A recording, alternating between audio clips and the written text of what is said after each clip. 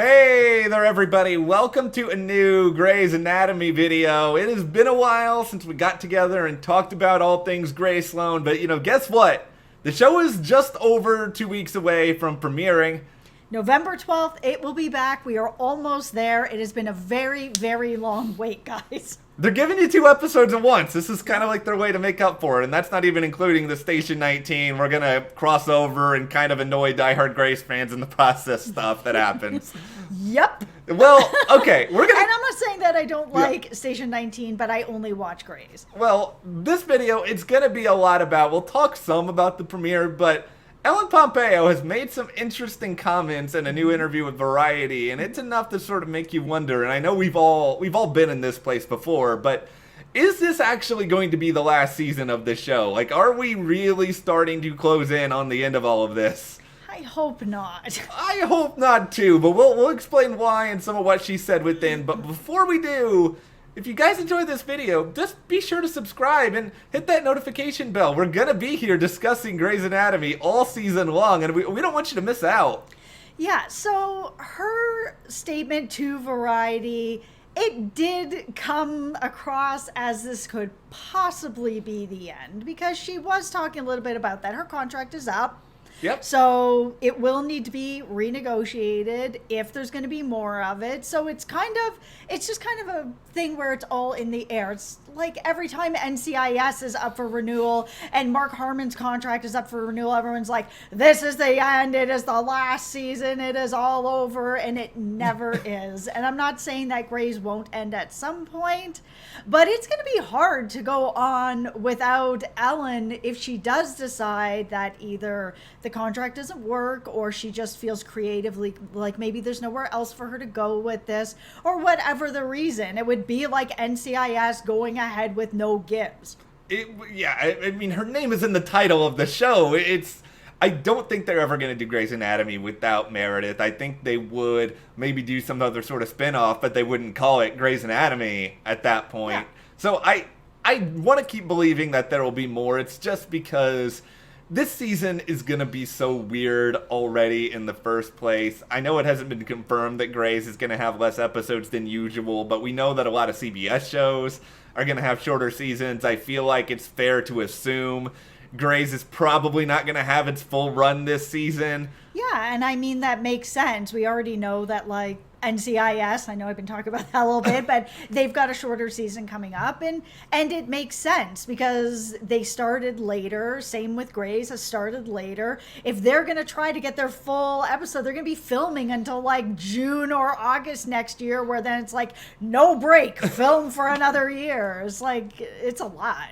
Yeah, I don't want to be in a situation here where the final season of Grey's is some sort of shortened run that's sort of really impacted still heavily by what's going on in the world. I also want them to have sort of the foresight of knowing, okay, we're renewing the show for, let's say, I'm not saying I want season 18 to be the end, but let's say we're renewing it for season 18. We're going to announce at the time of the renewal that it is the final season so that they can write and plan out accordingly. I don't want it to be like Hawaii Five-0 where it's like all of a sudden, oh yeah, by the way, this is the end of the show now. No, and you really can't do that to Grey's Anatomy. I mean, this show changed the TV landscape in so many ways. Like, they can't just say that this is the end and here's your ending right now.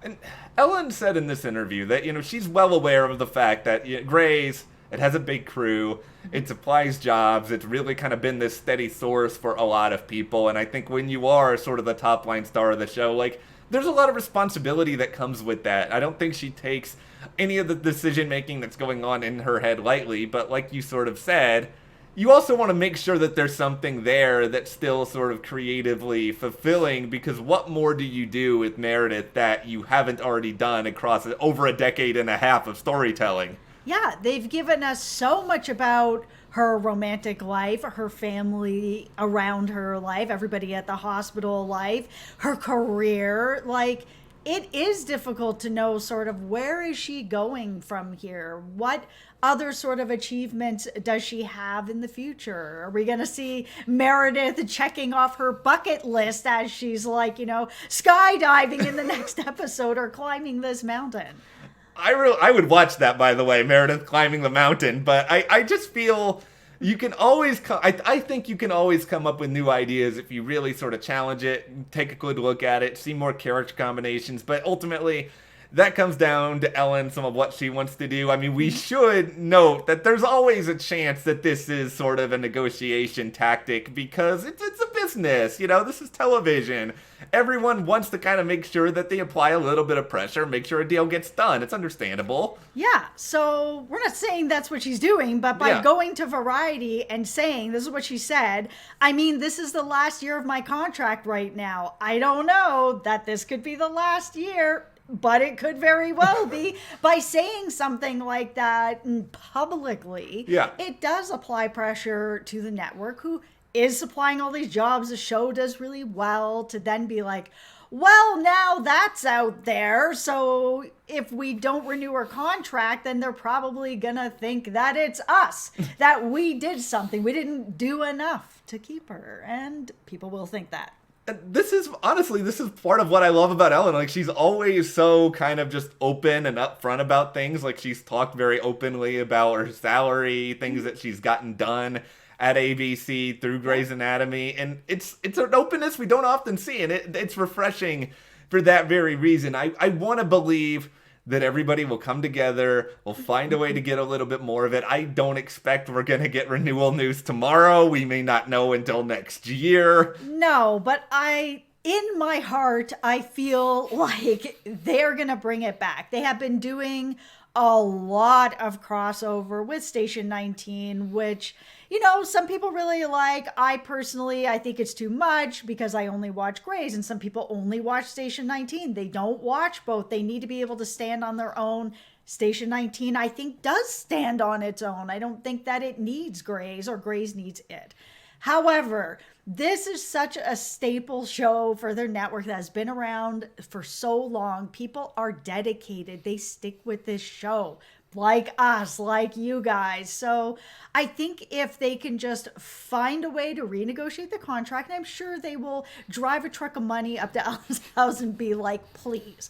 But if she's sort of like, oh, I want to feel a little more fulfilled, I'm sure they will talk to her to be like, what do you want to see your character do? Let's talk about it. Yeah, and I'm sure that there may even be discussions happening about that right now. And she said in this interview that she does think that season 17 is going to be one of the best that they've really ever had, which is quite a statement when you think about the past several years. Yep. But there's a lot that they're going to be diving into. From what we sort of know about the premiere right now, they do have this sort of balancing act where they're trying to bring in, of course, the health crisis, everything that we have been going through.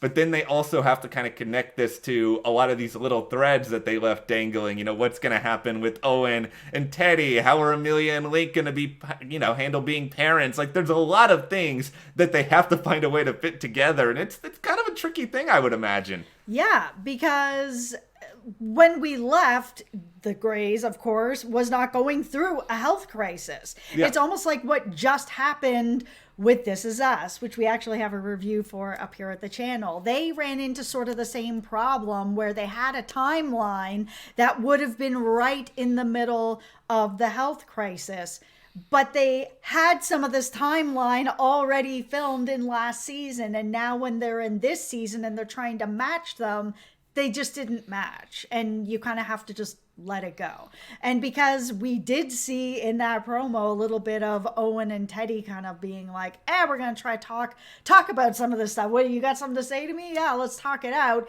It can't be that much later.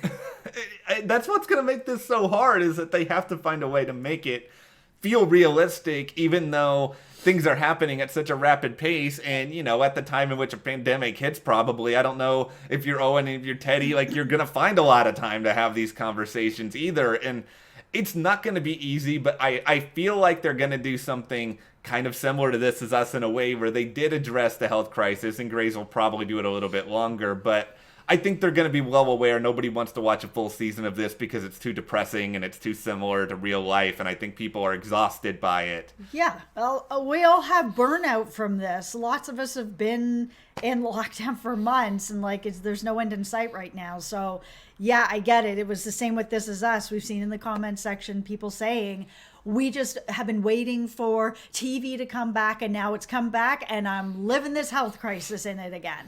But with something like Grey's always tackles stuff like this, so this shouldn't be a surprise. If you're watching Grey's, you're gonna get this. And this is gonna be one of the first medical shows that's coming back that's going to be giving us sort of a behind the curtain, what's going on at the hospital look at things. I'm curious to see what it's going to look like. I'm curious to see how they're going to do it, and I hope eventually we do get a little bit more escapism, but it's right for them to hit it right away. Yeah. We'll see exactly where things go with it, and we'll also see if this is the final season or not, but... No!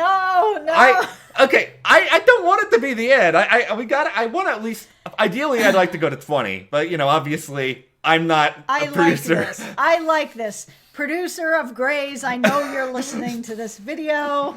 Matt has a great idea. We're going to go to 20. We're going to go to 20. We're going to end it in a really great way. Sandra Oh is going to come back after she's done trying to battle Villanelle, and then That's right. After driving money up to Ellen's house, you can drive some money over to Sandra's house. Make it happen. Okay, well, what do you guys want to see in Grey's Anatomy this season? Let us know your thoughts, how long you want to see it go in the comments, and if you do like this video, subscribe for more, give us a like, and support us further by checking those links to the store or Patreon, and we'll see you here next time.